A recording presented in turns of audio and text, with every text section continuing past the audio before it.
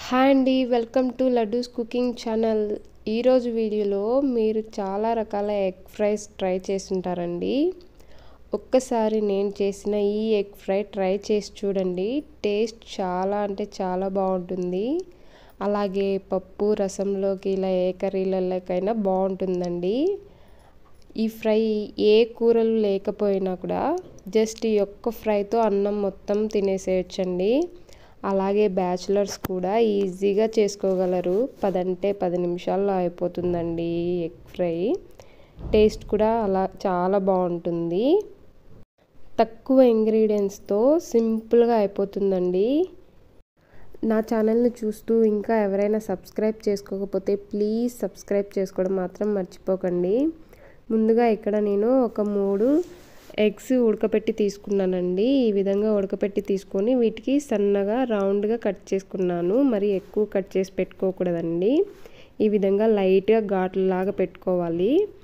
ఈ విధంగా కట్ చేసి పక్కన పెట్టుకున్న తర్వాత స్టవ్ మీద కడాయి పెట్టుకొని అది కొద్దిగా హీట్ అయిన తర్వాత 1 స్పూన్ ఆయిల్ వేసేసుకోవాలండి. ఈ ఆయిల్ కొద్దిగా హీట్ అయిన తర్వాత ముందుగా మనం ఉడకపెట్టి పెట్టుకున్న ఎగ్స్ అనేవి వేసేసుకోవాలి ఆయిల్లో.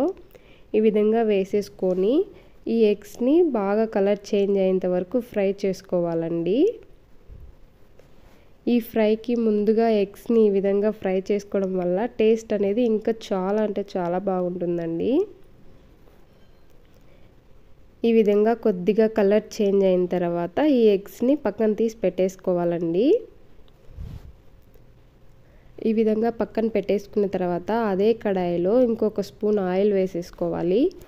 ఆయిల్ కొద్దిగా హీట్ అయిన తర్వాత నేను ఇక్కడ ఒక మీడియం సైజు ఉల్లిపాయ తీసుకొని ఈ విధంగా సన్నగా తరిగి తీసుకున్నానండి. ఈ ఫ్రైకి ఉల్లిపాయలు మరింత టేస్ట్ని తెస్తాయి. ఈ ఉల్లిపాయల్ని బాగా కలర్ చేంజ్ అయ్యేంత వరకు బాగా వేయించుకోవాలండి. అలా అని మరీ ఎక్కువ మాడిపోకూడదు. ఇవి కొద్దిగా కలర్ చేంజ్ అయితే లైట్ బ్రౌన్ కలర్లోకి టేస్ట్ అనేది ఇంకా చాలా బాగుంటుందండి. ఈ విధంగా కొద్దిగా కలర్ చేంజ్ అయిన తర్వాత కొద్దిగా ఒక రెమ్మ కరివేపాకు వేసుకొని కరివేపాకు కూడా బాగా వేయించేసుకోవాలి.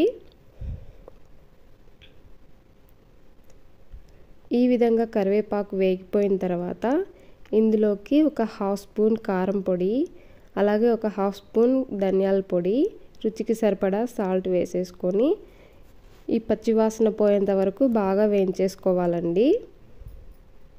మనం స్పైసీ ఎక్కువ తినేట్టుగా అయితే 1 స్పూన్ వరకు కారం పొడి వేసుకోవచ్చండి. ఇలా వేయించుకున్న తర్వాత ముందుగా మనం వేయించి పెట్టుకున్న ఎగ్స్ అనేవి ఇందులో వేసేసుకొని బాగా కలిపేసుకోవాలండి. ఈ మసాలా అనేది బాగా ఎగ్కి పట్టాలి. ఈ విధంగా వేయించుకున్న తర్వాత మనము ఇంకొక 1 మినిట్లో స్టవ్ ఆపేస్తామనగా ఒక 1/2 స్పూన్ చికెన్ మసాలా యాడ్ చేస్తున్నానండి నేను. ఈ యాడ్ చేయడం వల్ల ఈ పొడి చాలా అంటే చాలా బాగుంటుంది టేస్ట్ కూడా. ఈ విధంగా వేసేసుకొని బాగా ఎగ్స్కి పట్టే విధంగా కలిపేసేసుకోవాలి.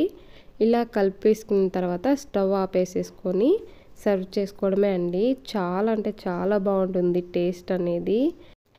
చూసారు కదా, చాలా సింపుల్గా ప్రిపేర్ చేసుకోవచ్చండి. పెద్ద కష్టం ఏం లేదు. నా ఈ వీడియో కన్నా మీకు నచ్చినట్లయితే తప్పకుండా లైక్ చేయండి. మీరు లైక్ చేయడం వల్ల నా వీడియో ఇంకా చాలా ఎక్కువ మందికి రీచ్ అవుతుంది.